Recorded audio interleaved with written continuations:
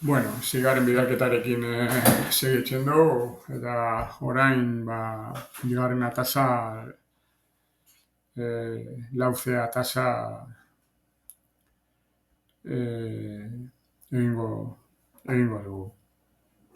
Lauzea atasan ikaskuntza prozesuan zehar tresna digitalak erabiliz, ikasleen eboluzioan inguruko feedbacka emateko proposamena diseinatu eta evidentziatu.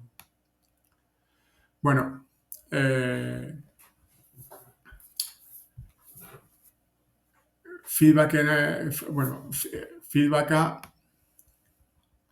hasiera batean, feedbacka eman baino gehiago, feedbacka planifikatu egin behar da, ezta?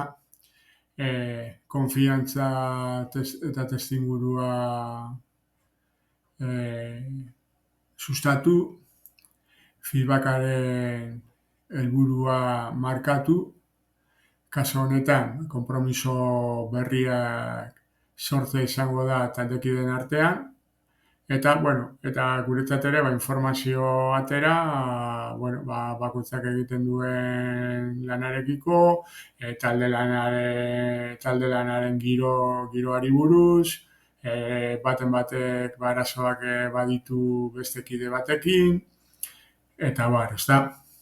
Gero, parte hartzaileak eta edukia, edukia kasu honetan tokaten den erronka, gero maiztasuna, feedbacka motak, kasu honetan maltunan aurpegi ematen dugu, karenka, eta entregatzeko formatua. Entregatzeko formatua guk feedbacka txostena, gero Gmaila erabiltzen dugu,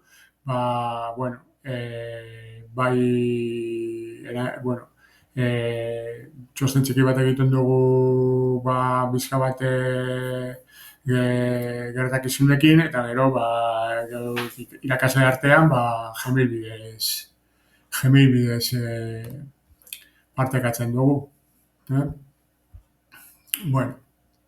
Gmail bidez partekatzen dugu, hemen ikusten dugu ere Gmaila, eta gero,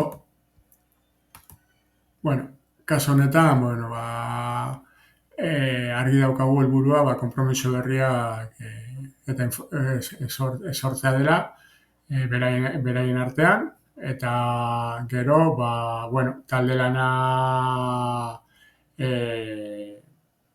esango du, talde lanari buruz ebaluaketa bat egitea, ez? Gure kasuan, feedback mota desberdina dauz, adibidez, feedback audioen bidez egin daitezke, adibidez, clipchat edo bokaro erabiliz, talde bakoitzari egingo genuke grabaketa, eta talde bakoitzari bat bidali. Gero, bideo bat ere graba dezakegu, feedbacka eskaintzen, eta kasu honetan ere, Loom erabile dezakegu, ero clipchat bera, eta berdin, talde bakoitzari bideo bat bidali dezakegu. Gure kasuan, Miguel Altunako irakasle taldeak erabakita daukago feedbacka karenka emon behar dela, aurpegi, ze horrela komunikazio bidirekzionala sustatzen delako, ezta?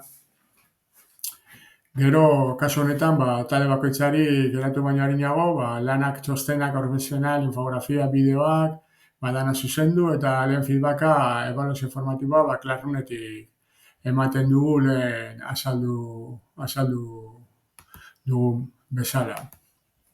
Izango zen Classroome, hemen dauka bakoitzak bere lanak, talde bakoitzak bere lanak altzata, eta kasu honetan,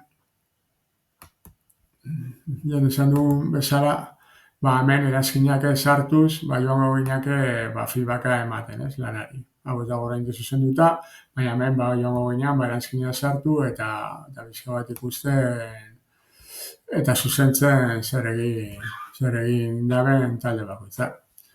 Eta, bizka bat horrela egiten dugu gure kasuan. Venga, agur.